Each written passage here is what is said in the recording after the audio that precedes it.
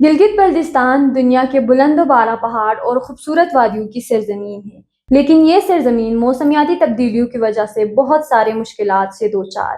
Glaciers کی پگھلاؤ، موسلادھار بارش اور کلاؤڈ برسٹ کی وجہ سے بہت سارے علاقوں میں سیلاب اور بہت سارے واقعات پیش آئے ہیں۔ ان سیلابی واقعات کی وجہ سے نہ صرف سڑکیں، پل اور زرعی زمینیں اور زرعی فصلیں تباہ ہوئی ہیں، بلکہ بہت سارے خاندانوں کو بھی اس سیلاب نے متاثر کر دیا ہے۔ Gilgit Baltistan disaster management authority کی تازہ ترین رپورٹ کے مطابق حالیہ شدید بارشوں، سیلاب، لینڈ سلائڈنگ اور کلاؤڈ برسٹ کے واقعات صوبے بھر میں 60 آفات رپورٹ ہوئے ہیں۔ ان آفات سے صوبے بھر میں 184 مکانات متاثر ہوئے، جن میں 135 جزوی اور 49 مکمل تباہ ہوئے ہیں۔